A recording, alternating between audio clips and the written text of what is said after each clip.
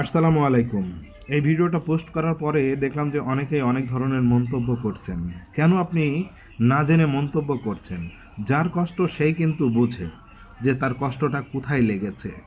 আপনি পাম্পে গিয়ে সিরিয়াল দিলেন, তেল নেবেন, আপনার গাড়িতে তেল অল্প আছে। এখন অর্ধেক তেল দেওয়ার পরেই আপনি দেখছেন যে তেল শেষ।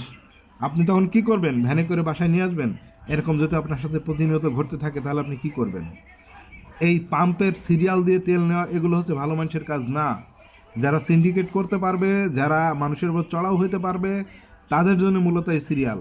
এই পাম্পে গিয়ে দেখা যাচ্ছে ক্ষমতার জোর যার বেশি সে তেল পাচ্ছে বেশি, সে প্রতিনিয়তই তেল নিচ্ছে। তাহলে এই বিষয়টা আপনি কিভাবে দেখছেন? আপনি যে উল্টাপাল্টা কমেন্ট করলেন আমার ভিডিওতে, কেন করলেন?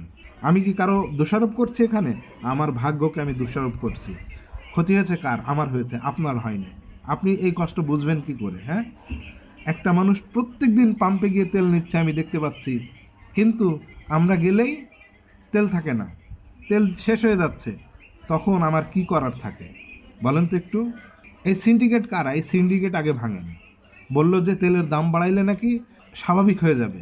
20 টাকা প্রতি লিটারে বাড়াইছে না? স্বাভাবিক হয়েছে? এখনও পাম্পে কেন লাইন থাকবে? আমাদের পাবলিকের কারণেই এই সংকট তৈরি হচ্ছে। এখন যাদের দোকান আছে তারাও তো এখান থেকে তেল নিয়ে বোতলজাত করে একটু বেশি দামে বিক্রি করছে, হয়তো প্রকাশ্যে করছে না, কিন্তু তার কাছে আপনি 250-300 টাকা দিবেন, ঠিক 1 লিটার তেল পেয়ে যাবেন। কেন এরকম হবে? কেন এই বৈষম্য?